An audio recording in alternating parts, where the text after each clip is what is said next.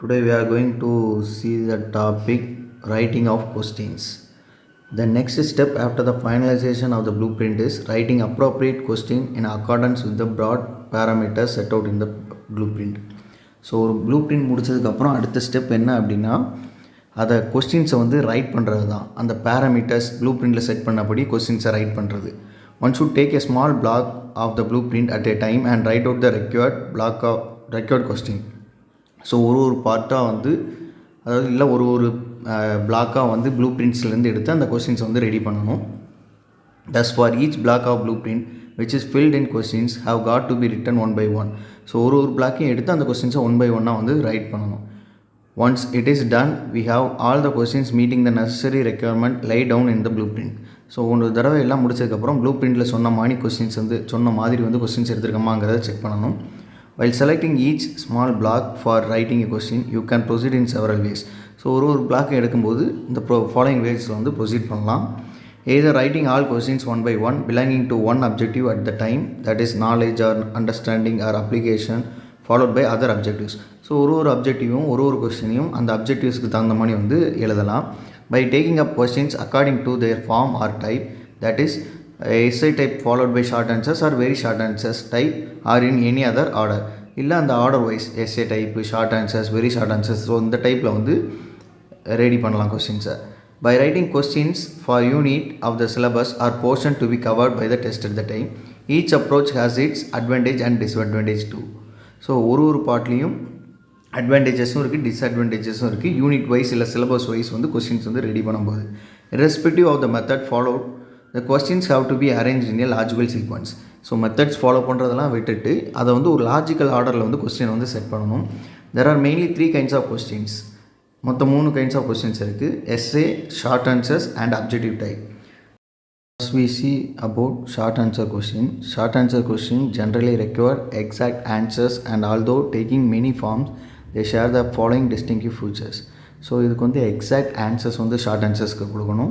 அது சில ஃபியூச்சர்ஸ் வந்து பேஸ் பண்ணியிருக்கும். They usually take less than 5 minutes to read and answer may take less than a minute. So 5 minutesக்குள்ளே அதை வந்து read பண்ணணும். தென் ஆன்சர்ஸ் வந்து 1 minute எழுதணும். they include some guidance on the extent of the answers required.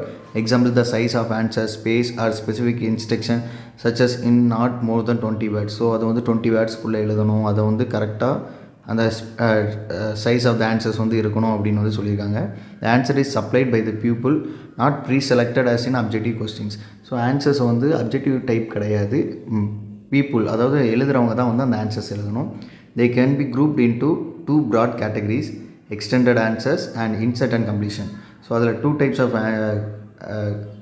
குரூப்பாக வந்து 2 broad-ஆக வந்து categories வந்து கொடுத்துருக்காங்க ஷார்ட் ஆன்சர்ஸில். ஒன்று வந்து extended answer and insert and completion. So extended answer type means the extended answer version includes question which require pupils to write a brief description, draw a map, make a list, perform a calculation, translate a sentence and write down a definition or formula and so on. They are probably the commonest form of questions used in schools and are frequently used by examination boards. So examination boards schools எல்லாம் இந்த type extended type தான் use பண்ணுறாங்க. இதில் வந்து என்னென்னா brief description. So answers வந்து people தான் வந்து ரைட் பண்ணுற மாதிரி வந்து இருக்கும், அதுக்கு எந்த க்ளூவுமே இருக்காது.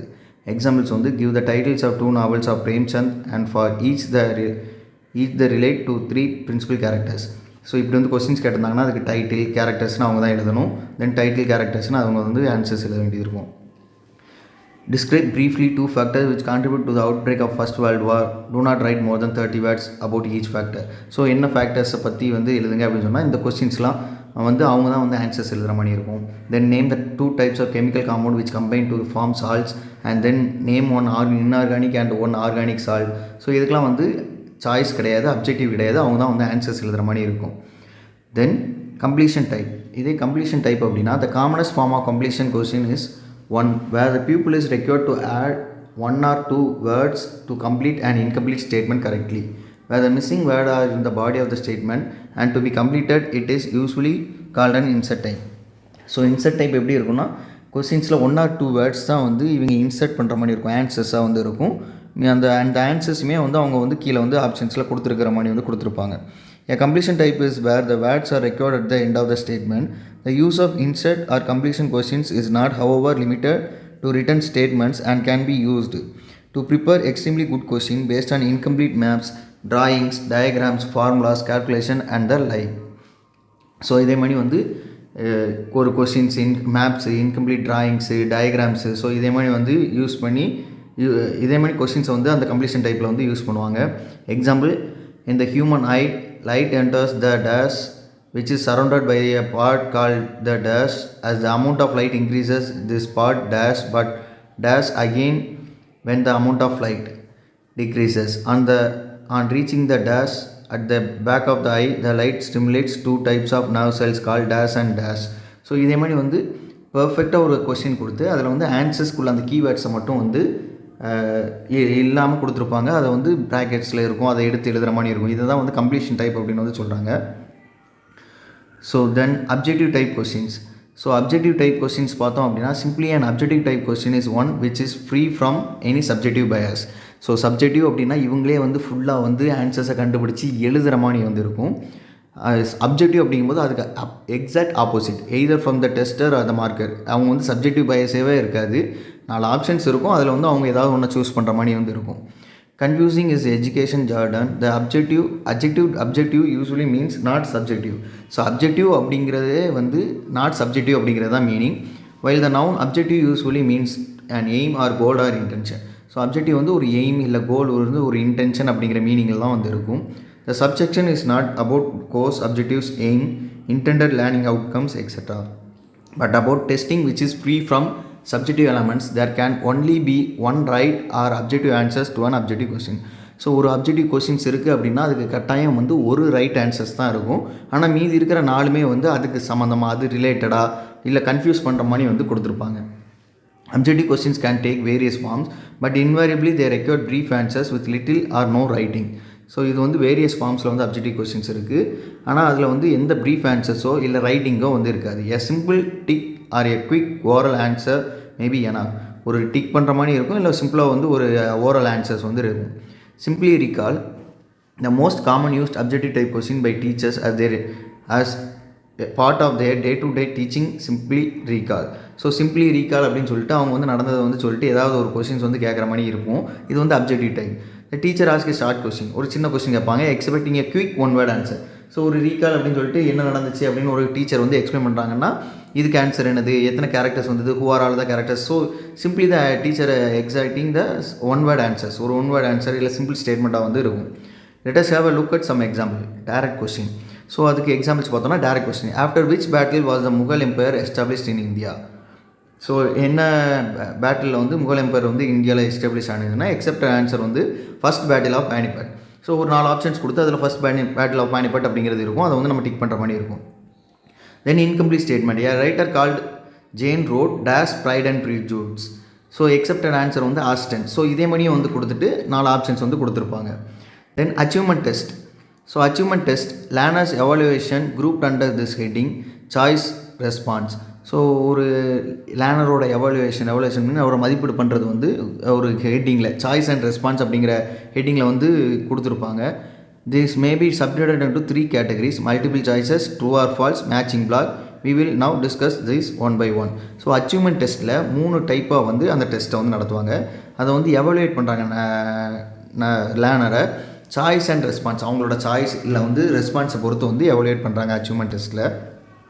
So in that multiple choices, a multiple choice item consist of 3 pans, a stem, a key and a number of distractor.